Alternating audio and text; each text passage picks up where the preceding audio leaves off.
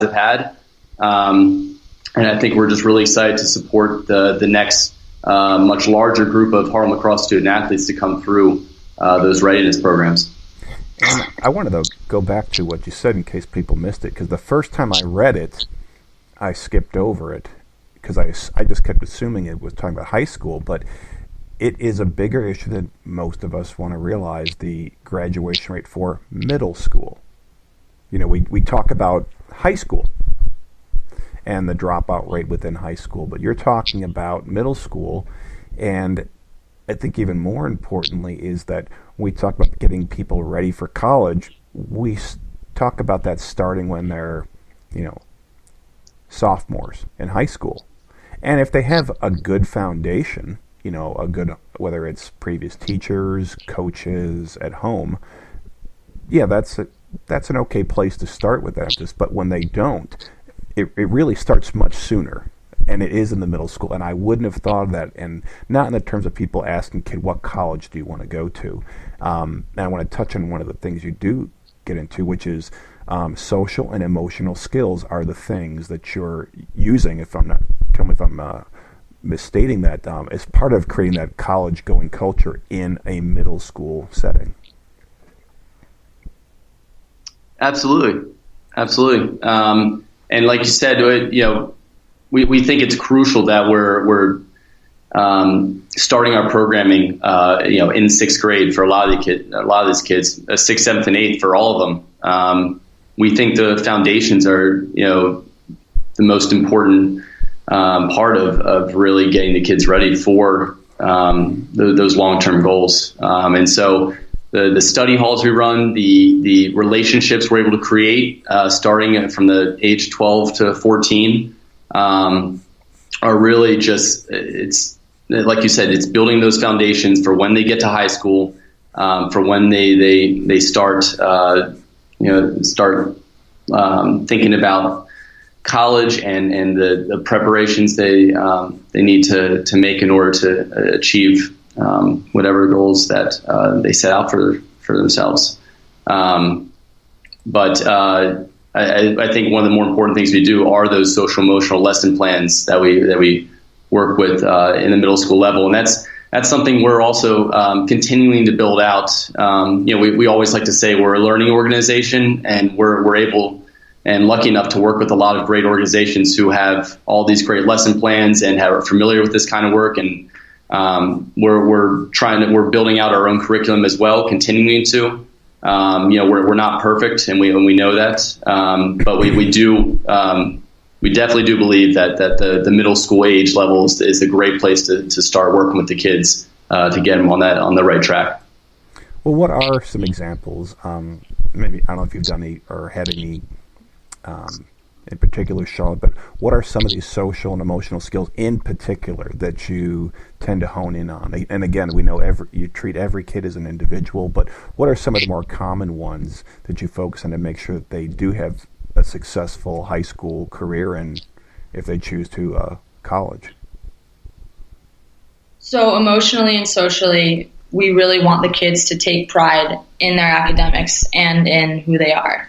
And in order to be able to take pride in these academics, you have to be a good student.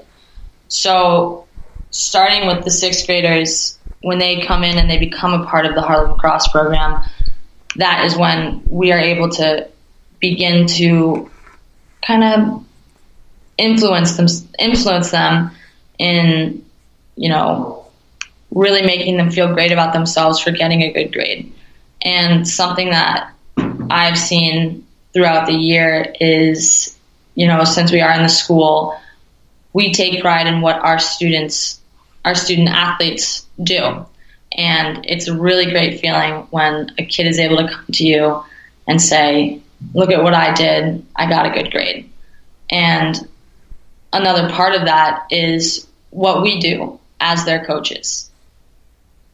And what I mean by that is if a kid is struggling, they will see us go into the classroom and say, how can so-and-so do better?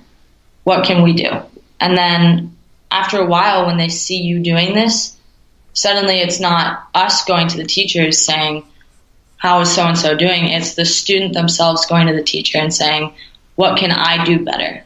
So going back to the leading by example, for them to see us want them to do so well and want us to have them take pride in themselves, definitely has benefited a lot of the students, and it really starts in middle school.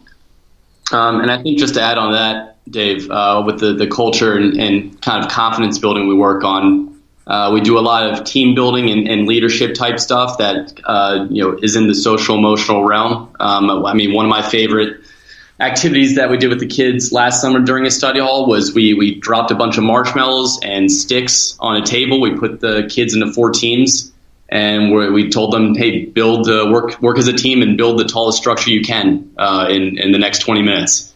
And what that does is it forces the kids to work with each other, to communicate well, which is a huge skill that we work on building it.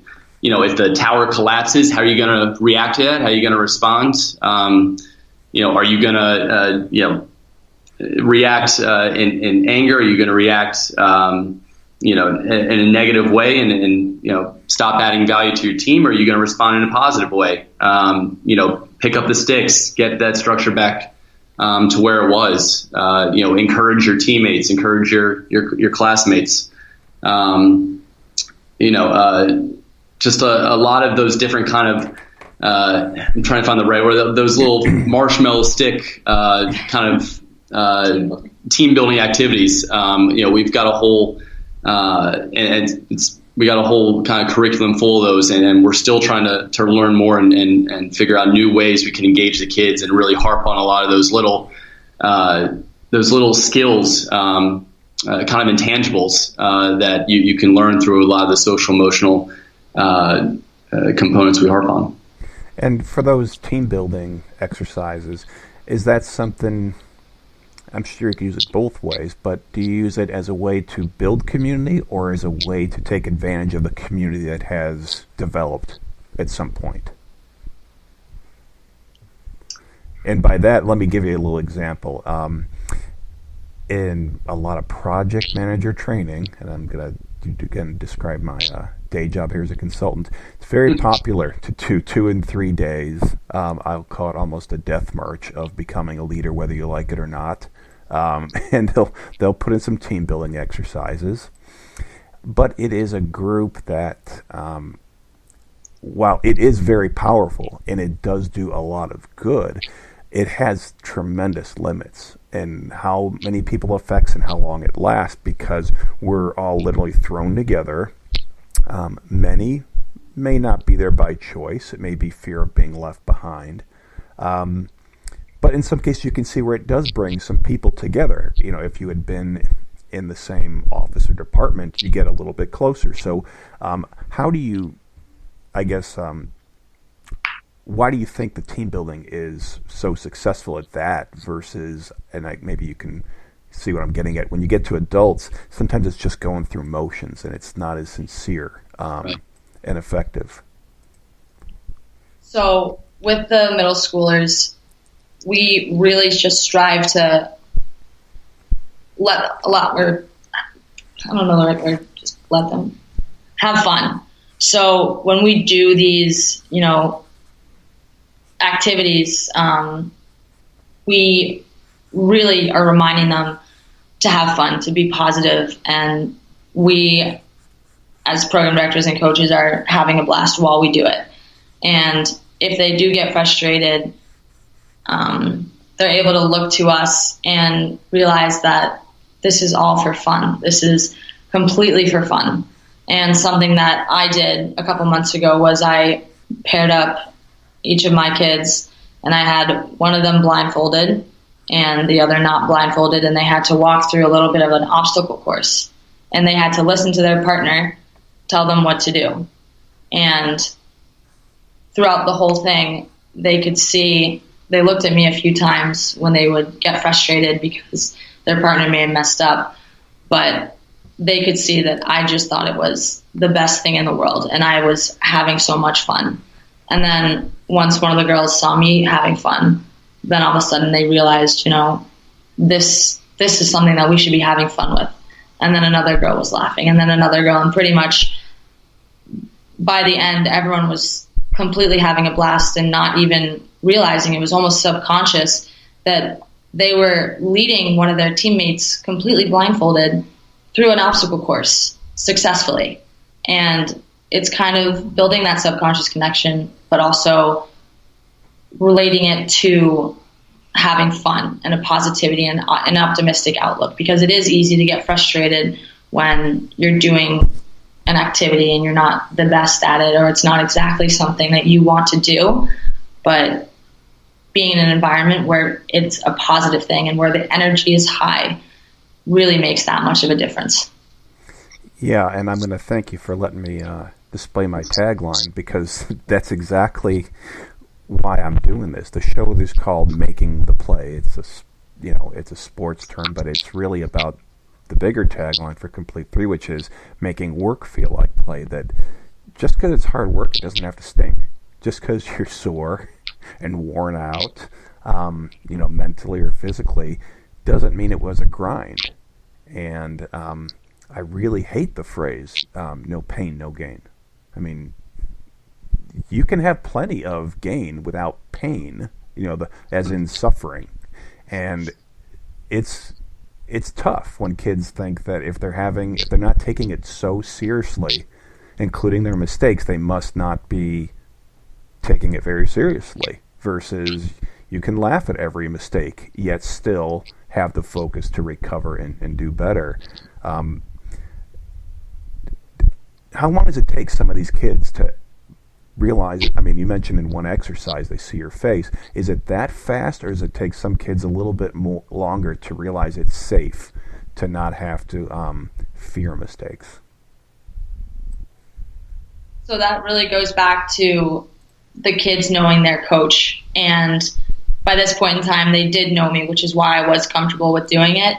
So had I done this on the first day and they didn't know how I acted when I thought something was so funny, or when I thought that something was too serious, it wouldn't have been successful. But the girls knew me so well that they knew that it was okay, and that, my laughter was completely fun, completely play. And of course, first and second time, they did get a little frustrated, but like I said before, when one person sees another smiling, suddenly they become the leader. Not because they did what I did and started laughing, but because they made it okay for their teammates to start laughing. So I give credit to my students who, saw me and then realized, hey, it's okay for me to laugh, because the second that they start doing it, then all their friends start seeing it, and that's how it really spreads. And that's a fearlessness that people are afraid, I think, to embrace, because again, it's not what we've been told. I think things are definitely changing now, but through sports and school, it went from each of them generations ago, not decades. It went from being something that was an activity to then becoming something that totally defined you in comparison to others. And if you weren't outdoing others, regardless of how well you were doing, that lowered your worth. And I think that's what's so critical, again, because you're residential. And that's another thing that I've seen, that there's nothing wrong with online courses. There's nothing wrong with, 2-hour workshops, a visitor who comes in. But those are the things that need to be just accents to, again, a continual framework, whether it's something like what you have, whether it's someone residential, or just knowing that the staff are able to have that same continual message. That's what I think is so special about what you all are doing. It really, because it's you're a part of the scenery, you're a part of the building, you're a part of all the activities, which is why I think then it's sticking with these kids. Absolutely. And I think you mentioned